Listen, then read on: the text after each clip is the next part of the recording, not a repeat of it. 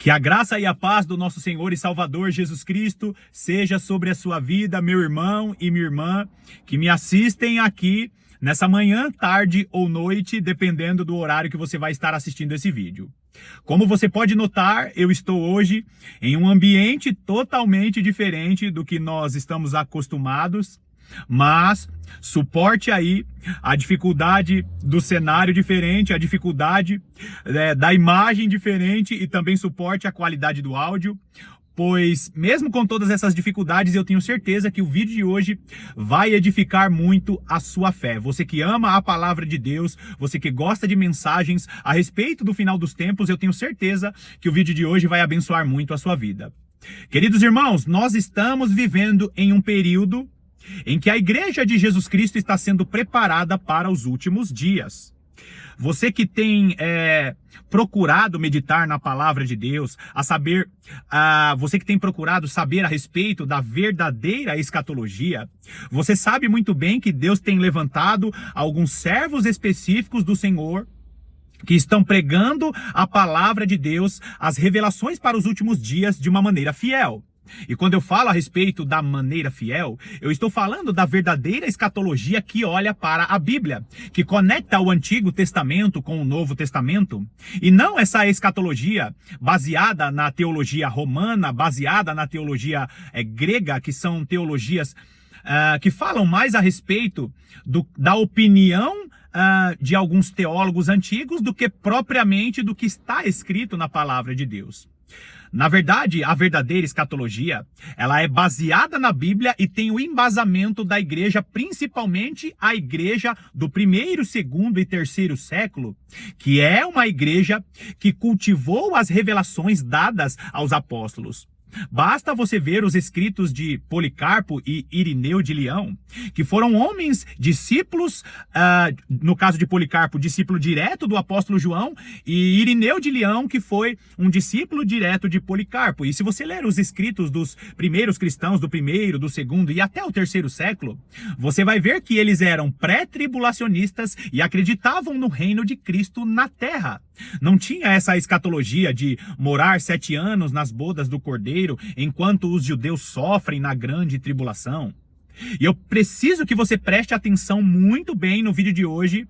Como eu falei, suporte todas as dificuldades dessa gravação, porque eu vou retomar um assunto que nós temos falado ao longo desses quase 4 anos de canal, porque o Senhor, em sua infinita bondade e misericórdia, tem revelado a sua palavra aos nossos corações. Jesus Cristo está preparando as suas testemunhas para os últimos dias.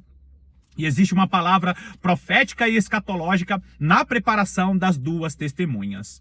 Por isso, fique comigo até o final desse vídeo, porque eu tenho certeza que o vídeo hoje, falando das 2 testemunhas mais uma vez, é um vídeo que vai te abençoar. Seja muito bem-vindo a mais essa meditação do canal A Lâmpada para os Meus Pés.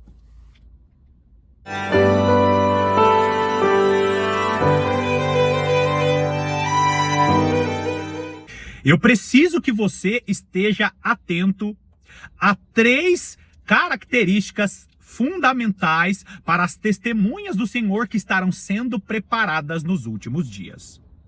As 3 características principais das 2 testemunhas de Apocalipse capítulo 11, de Zacarias capítulo 4, que nós vamos meditar um pouquinho hoje também.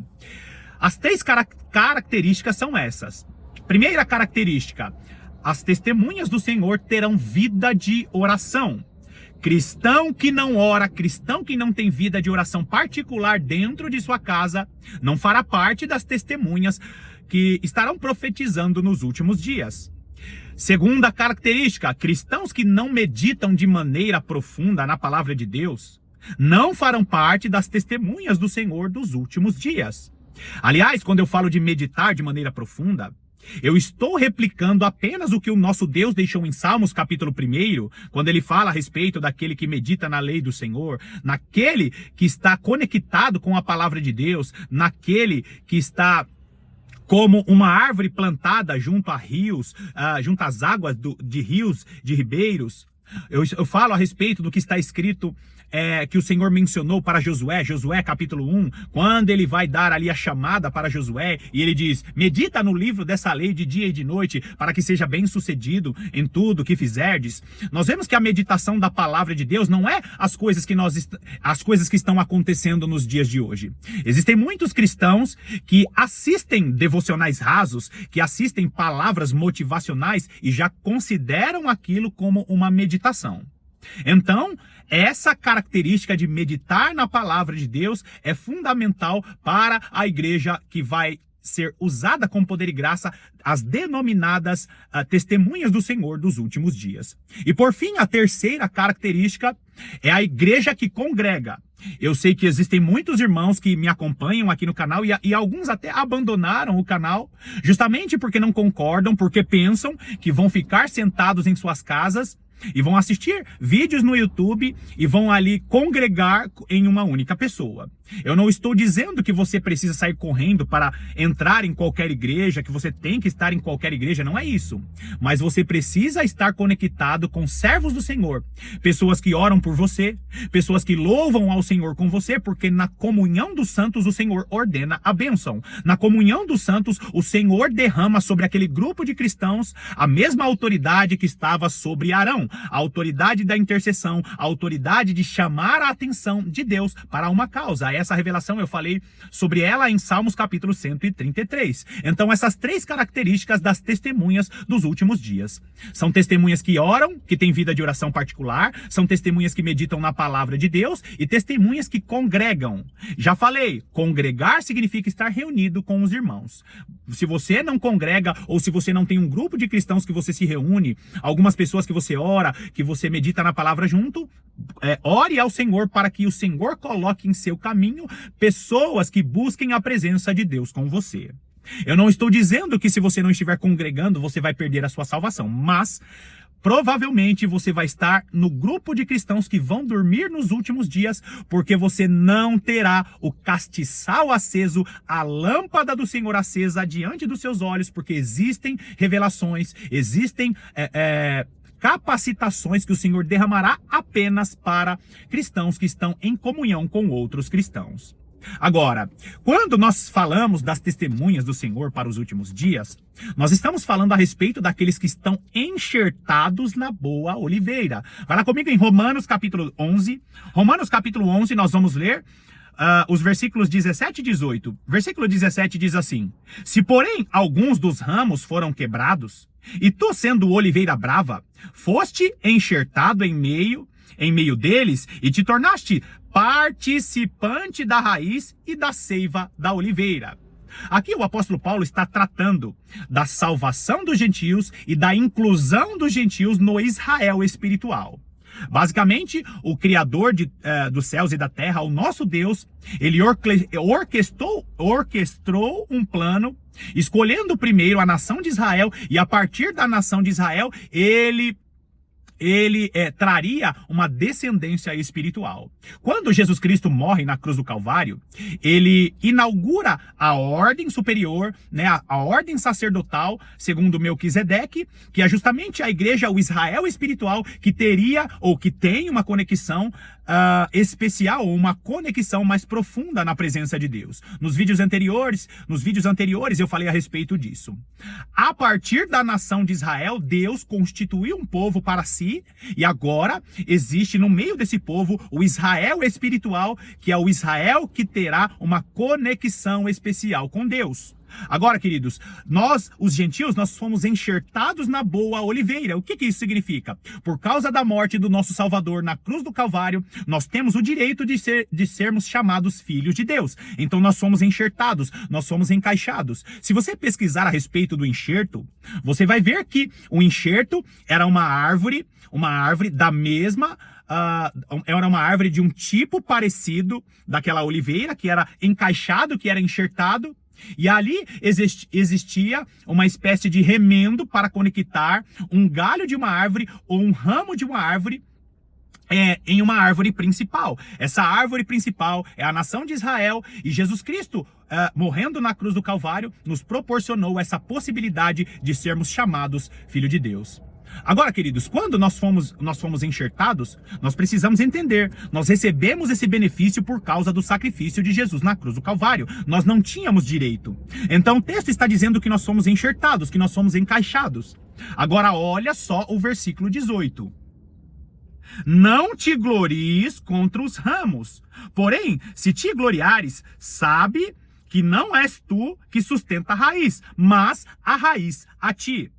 É por isso que a doutrina pré-tribulacionista não faz sentido nenhum. Por quê, queridos? A doutrina pré-tribulacionista ensina que nós, no período da grande tribulação, seremos arrebatados, que será um arrebatamento repentino, e no período da grande tribulação, a nação de Israel ficará aqui sofrendo na tribulação. Eles chegam a dizer que os 144 mil serão judeus específicos que estarão na grande tribulação. A igreja de Cristo estará nas bodas do Cordeiro durante 7 anos, enquanto a nação de Israel fica aqui na grande tribulação, sofrendo porque eles negaram o Messias. Só que não é uma doutrina bíblica essa. Por quê? Porque não tem como você separar aqueles que foram enxertados da raiz principal. Por quê? Nós somos aqueles que fomos enxertados. E eles são quem? Eles são a raiz. Nós somos sustentados por Israel. Agora, não existe salvação fora de Jesus Cristo. Porém, quando nós falamos das duas testemunhas, são judeus e gentios, e eu tenho vídeos aqui explicando para você isso. As duas testemunhas são judeus e gentios que estarão na grande tribulação, judeus e gentios que receberam Jesus Cristo como Senhor e Salvador, e nós vamos ver vários textos nos mostrando que não existe mais separação. Inclusive, o texto de Efésios capítulo 2 e Efésios capítulo 3, o apóstolo Paulo não usa a palavra testemunhas, mas ele mostra ali.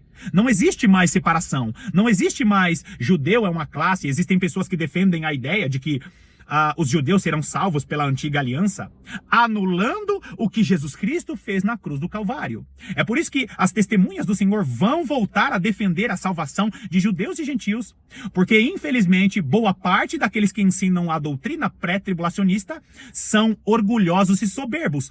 Estão se gloriando dizendo que agora Deus rejeitou Israel, Israel vai sofrer e que Jesus Cristo não tem plano mais para a nação de Israel. Mas olha só o que diz o versículo 23. Pula lá comigo no versículo 23. Romanos 11, 23.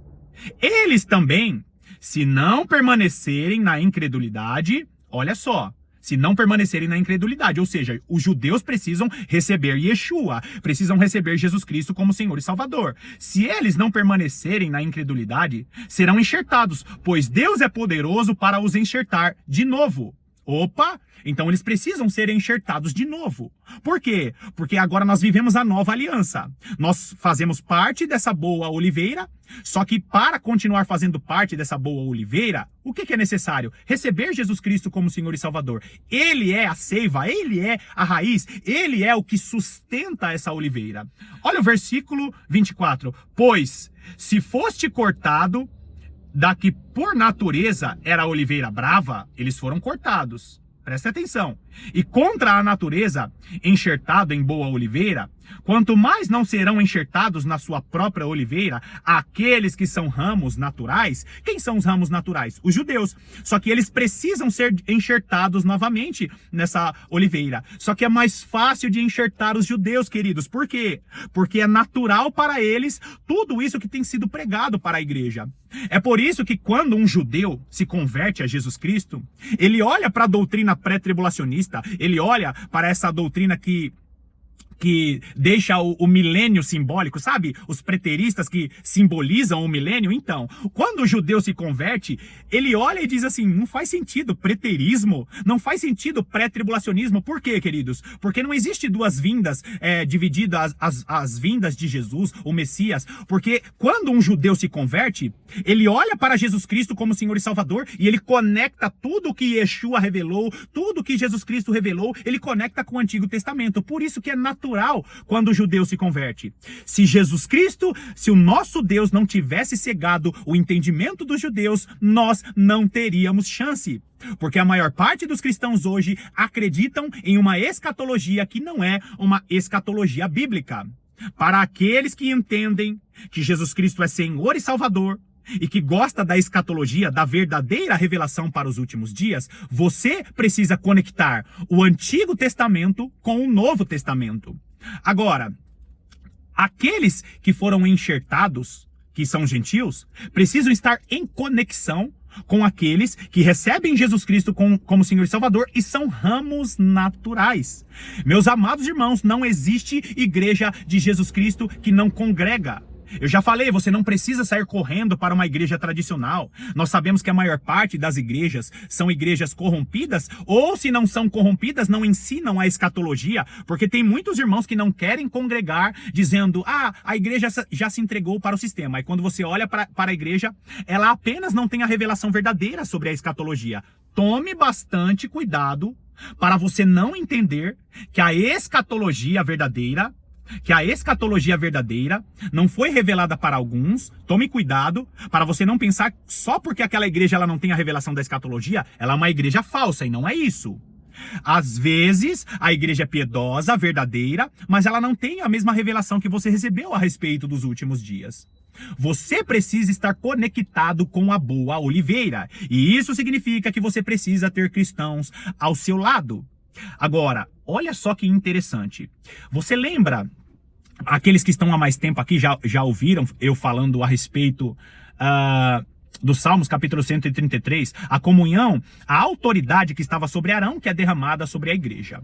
Queridos, nós precisamos estar em conexão com outros cristãos, promovendo o louvor ao Senhor, música, louvor, entoar louvores ao Senhor, seja através de música, ou seja, louvores dos nossos corações, vai fazer com que nós estejamos mais conectados com o nosso Deus.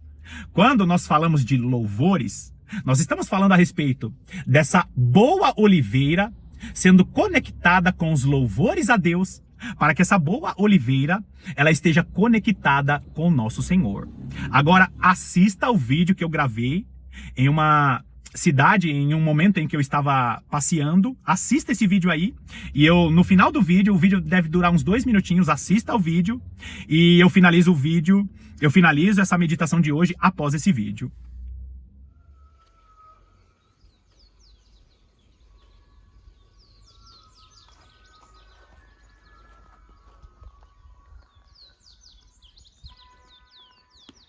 É muito interessante você olhar esse chamado Monte das Oliveiras, só que esse Monte das Oliveiras, ele se encontra em Cunha, né, uma cidade do interior de São Paulo.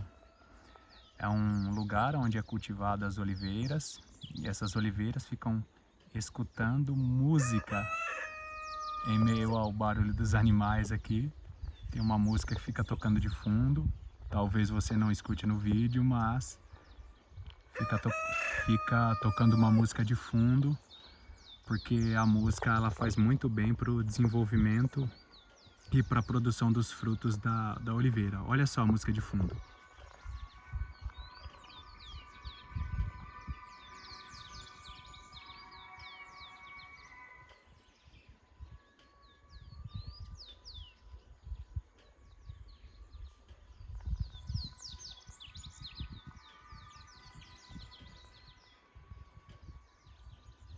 Você notou o fundo da música quando eu mostrei para você aquele campo com aquelas oliveiras? Então, segundo a ciência, a música ela faz com que a oliveira produza o seu fruto de uma maneira mais eficiente.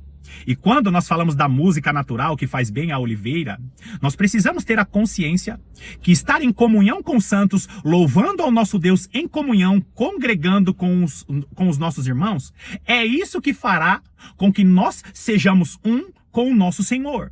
É aquilo que está escrito em João capítulo 17. Lembra quando o Senhor ele ora dizendo, ó Senhor, eu oro para que, assim como nós somos um, eles sejam um conosco. E o que é isso? A igreja congregando. Você vai ver o nosso Senhor e Salvador Jesus Cristo e várias cartas do apóstolo Paulo mencionando a igreja sempre em união. Ele fala sempre no plural. Por quê? Porque existe algo que Deus quer derramar para a igreja que congrega, que busca a presença nessa boa oliveira. Existe algo para uma igreja que congrega. Fica comigo para o próximo vídeo, porque no próximo vídeo nós vamos entrar em Zacarias capítulo 4, onde fala a respeito do azeite dourado sendo derramado em uma igreja que estará em conexão com a palavra de Deus e na comunhão dos santos. Obrigado mais uma vez pela sua companhia, que Deus te abençoe poderosamente e estarei aqui te aguardando para a próxima meditação.